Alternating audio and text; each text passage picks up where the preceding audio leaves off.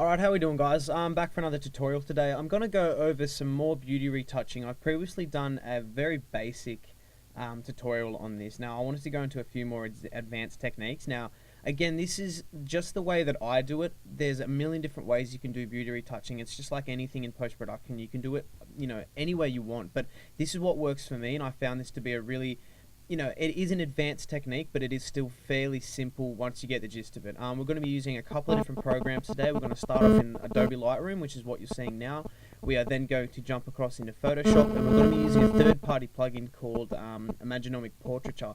Now, Portraiture is solely developed for skin softening. It does an amazing job. There are plenty of different applications out there to do skin softening, but I really like Imagenomic's Portraiture because I think it does a great job. Anyway, so look, what we're going to do is we'll start off in Lightroom and then we'll jump into that, and I'll guide you through everything. So, first thing you do with beauty retouching is get rid of any major skin blemishes or pimples or anything like that that you can see straight away. Now, some girls don't like to have moles or birthmarks removed, and then again, some do. For this purpose, I'll do a fairly dramatic retouch so you can see the difference. So all the freckles and everything like that, I'm going to remove them just so you can see exactly what's going on. So what I'm going to do is I'm going to hit 1 to 1. I'm going to move right in, and holding my space bar, I can move around. Now 1 to 1 is just the ratio of the zoom, so I'm able to see in better detail exactly what I'm doing. Now again, I do all the light retouching in Lightroom to start off with, all the really basic stuff, and then I'll move into Photoshop because that's a much more in-depth program, especially for skin softening and the heavy retouching. So what I'm going to do is I'm going to use the spot removal tool. You can also hit Q, a keyboard shortcut, to get that up. So what I'll do is show you exactly what this is going to do. This is just going to recreate the pixels. So if I drag it across, all it's doing is it's sampling new pixels from an area where the pixels are clean. That's exactly what you want. Now, again, some people don't do this to every single bit of the skin because a lot of people, they like to keep certain birthmarks and things like that. But again, just for the purpose of this tutorial, I'm gonna do it, a little bit overdone. So all I'm doing is just resampling these pixels. As you can see, Lightroom does a fairly good job on cleaning these things up. This can be sometimes time consuming depending on how good the makeup is on the girl. If you do a bit of a shoddy makeup job, then you're going to spend a lot more time fixing things up. So, I mean, luckily enough, this girl doesn't have really bad skin, so that makes it a lot easier. And trust me, once you start playing around with Portraiture, you can get the skin looking amazing. So at the end, I'll show you the before and after, and you will see a dramatic difference. Again, there's not too much that I need to do here. All these little circles are just showing exactly where I've done points, where I've retouched those points. So if I wanted to go back, I can adjust them back. Say for instance, if I took away a birthmark that she didn't want, I can go back and readjust that.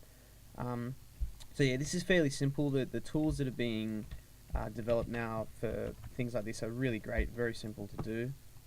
Again, just cleaning up as much as I can.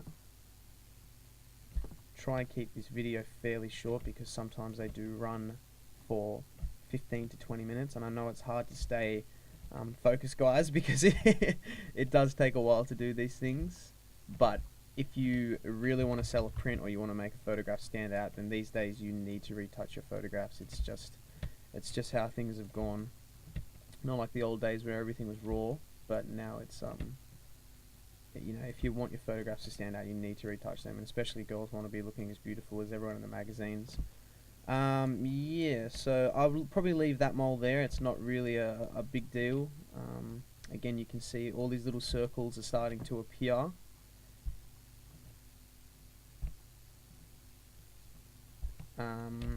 So that's pretty much it. There's nothing that I want to do too much more to that. I mean, that's pretty much all I need to do. But what I'll do is I'll zoom back out. I can hit the navigator, I can hit fill, and I can turn off and on, and you can see exactly what's going on. So you can see all the freckles and the marks are coming back in. So that's probably 30 or 40 different little dots that I've just quickly removed. Again, so I'll close this down. I usually do the global adjustments in Lightroom before I move across into Photoshop. Global adjustments being my temperature or my clarity, my saturation, and just little things like that and then I'll do the final retouches in Photoshop. So what I'll do for this one is I want this to be a little bit more punchy with the black. As you can see, I mean, the XF data for this was shot at 1/60th of a second, f14 ISO 125, 56 millimeters, 24 to 70 mm 2.8 lens. So I've shot this at f14. Everything is going to be perfectly in focus, especially around the eyes. So that's exactly what I wanted. But it's probably too warm for me. The lighting that I was using a Fomex system, and the light quality that was coming out was quite warm. So I actually want to drop this down just to cool it down at absolute touch. So that's -4 on the temperature. This is just your Kelvin slider for your white balance. And I also want to take down the saturation a little bit. I usually like to pull the saturation out of the skin because it kind of gives a more of a glamoury glow. Yeah, so, I mean, that's pretty much all I need to do here in Lightroom. Maybe a little bit of recovery just to get a tiny bit of detail back. Maybe blacks up a touch. And that's about it. That's all I really want to do here in Lightroom. So what I'm going to do is I'm going to hit Command E on Mac and Control E on Windows. What that does, it'll tell you that you're going to be transferring into Photoshop. And what I want to edit, a copy of Lightroom adjustments. That's exactly what I need. That's all the adjustments that I just did. I'll hit Edit.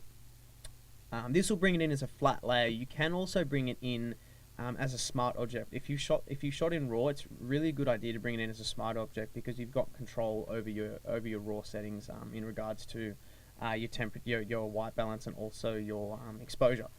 So anyway, so here we are again. Now what I'm going to do is I'm going to jump straight into Portraiture because what you'll see is a really major effect there. So again, I'll put the links for these plugins in the description down below, so if you're curious, go and test it out. It's got a trial and you can also purchase it, obviously. So I'll hit Portraiture, and this is really where the magic happens. Now, it comes with a bunch of different presets. I don't use these all too much. I'll usually start with one of these and then go ahead, and I won't use it as a default. I'll go ahead and I'll adjust my enhancements, as much as I need to. I won't. None of these are kind of cool, but I'll usually do it as much as I can myself because you get a better look. So I'll usually start with smoothing high. Now what I'll do down here in the skin tones mask is I'll select this little this sampler, and I'm going to click from her forehead and drag down to the top of her chest. Now what that's doing is, as you can see in the mask preview, that's selecting a certain tonal range between her skin. It's basically picking up as much skin range as possible. Now what I'll do is I'll zoom right in, and you can see if you look to the left to the right, if I hold the space bar down and click, you can see what's happening to her skin. It's really doing a dramatic difference already. It's making her skin look a lot smoother.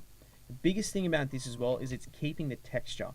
A lot of people have a bad habit of making a new layer, putting a Gaussian blur filter over it, and then masking it back and just leaving it blurry. And that's probably the worst way to do retouching for skin because you lose detail and it looks like you simply shot out of focus. Now, I never recommend doing that.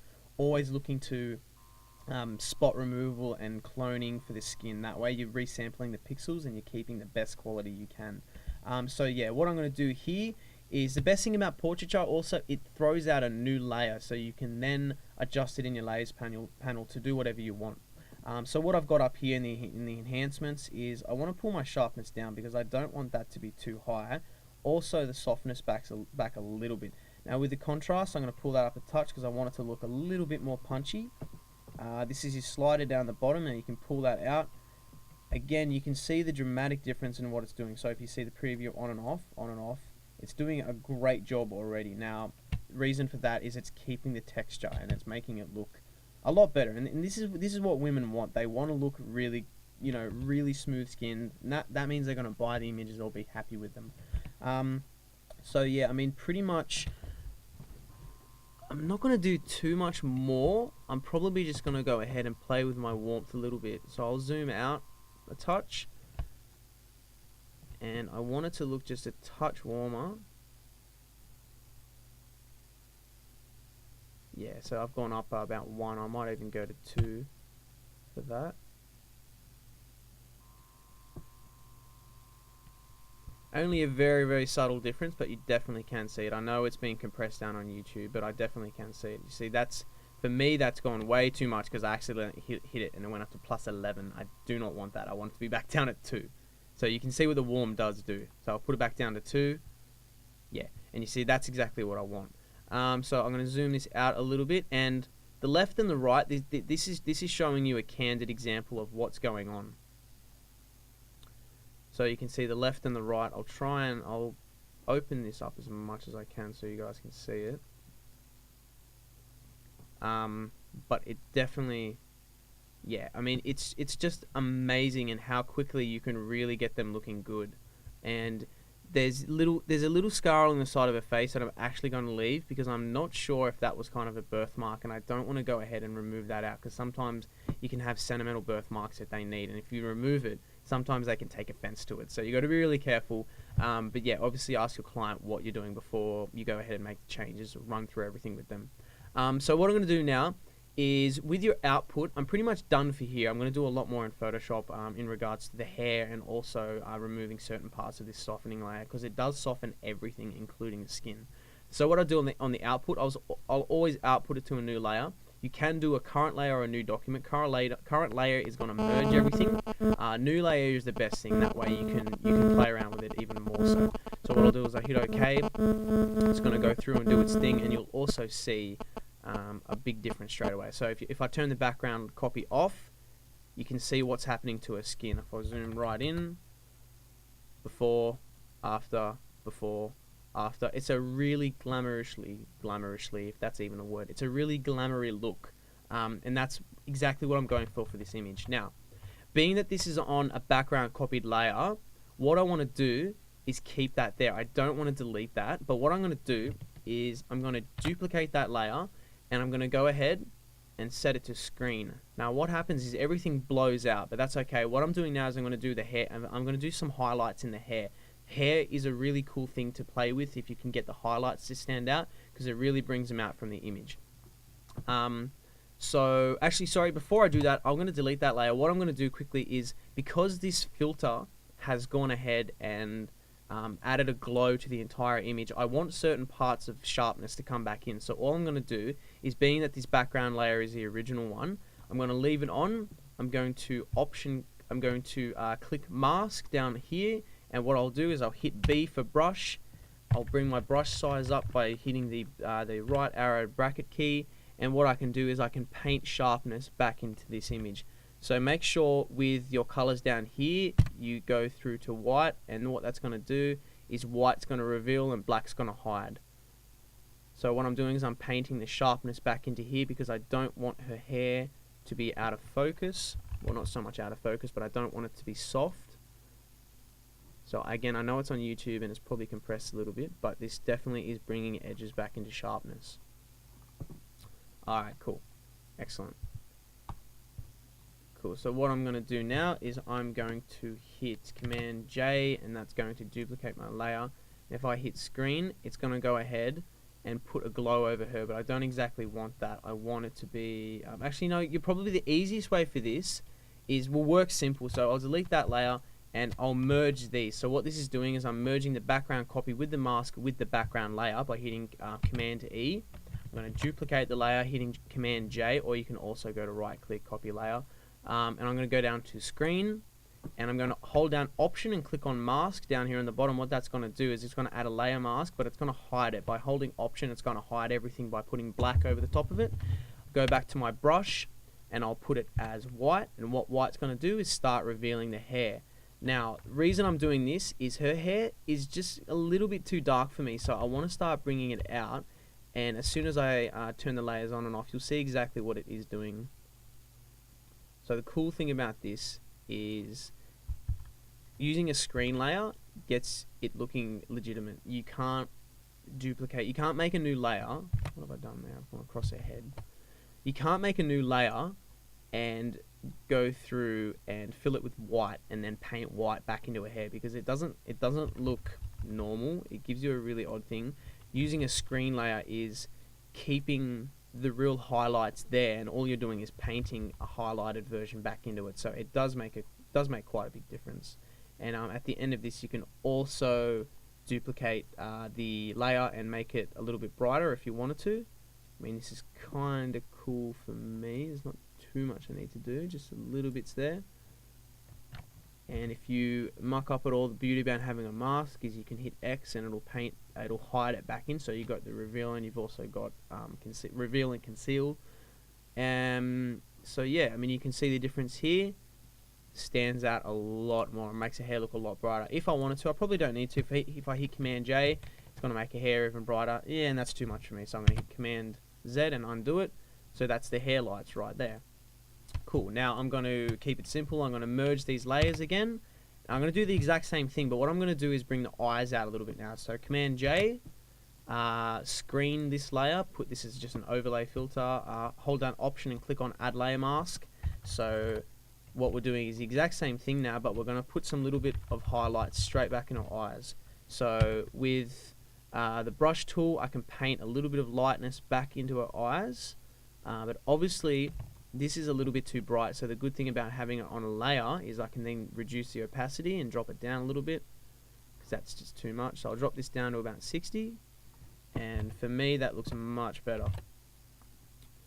So yeah, that's just bringing out the eyes a little bit. I mean, usually I go through and do a little bit of finer bit there, but for the purpose of this tutorial, that's basically, that's actually not too bad. There's not too much more that I would do for that.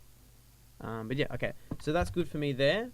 Alright, I'm going to merge this layer again. So I've done the hair, the eyes, I've done the skin, I've removed the blemishes and a little bit of the skin where it was a little bit rough. What I'm going to do now is I want to get it to be a little bit more punchy in terms of contrast. So what I'm going to do is duplicate the layer, hit Command M on Mac, Control M on Windows to get a curves panel up.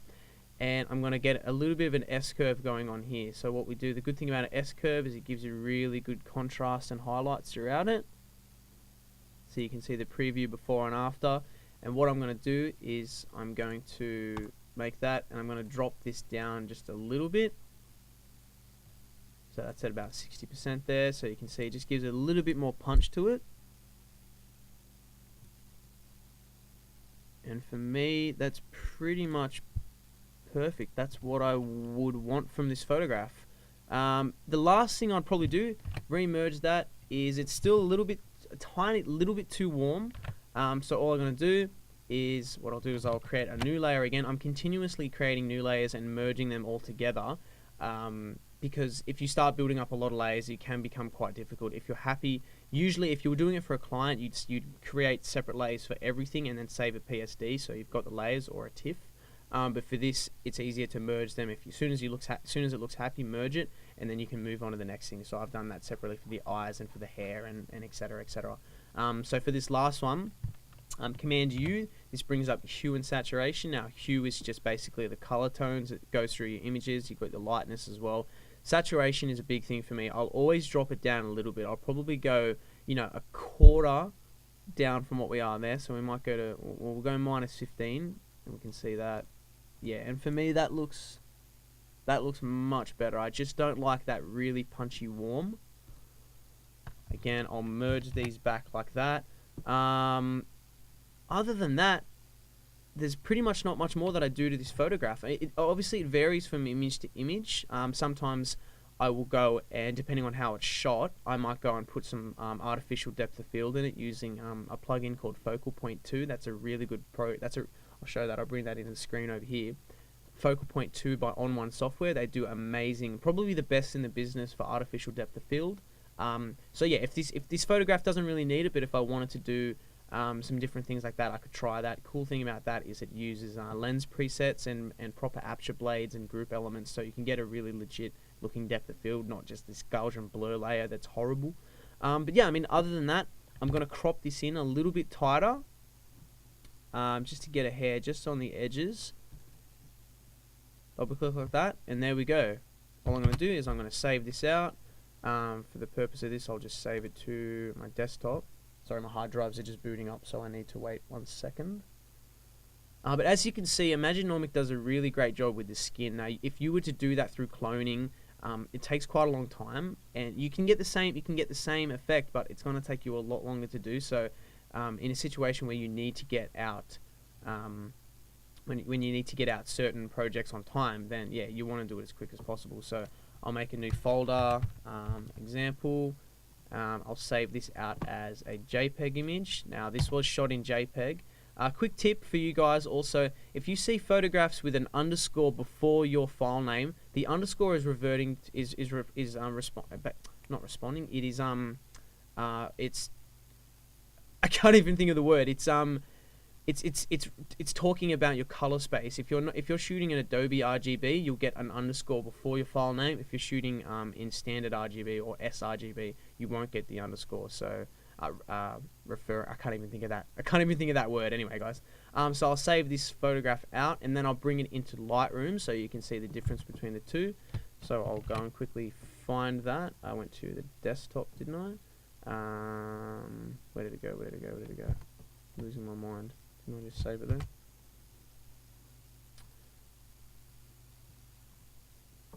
Desktop, save as a JPEG image. Okay. Save that out. There we are there. So what I'm going to do is jump back into Lightroom. Go over to my library. I remove this one. That was an old test. Bring this one back in. Import it. And here we are down the bottom. So there we go. So there we go. That's the original photograph, and that is the one after. So it's been cropped a little bit, but I mean, you can see dramatically. Sorry, the phone's ringing. Let's turn that off. What I'll do is I'll crop this in a little bit so you can see side by side. So that's before, that's after. That's before, that's after. So you can see she's got a huge glow, especially around her cheekbones. So I mean, for me, she's going to be a lot happier with that rather than this one here, where the camera is so sharp that you're actually able to see imperfections in the skin, even though the makeup artist has done a great job. But yeah, I mean, other than that, I'm happy with that. I like the hair, I like the eyes. She's got a glow to herself.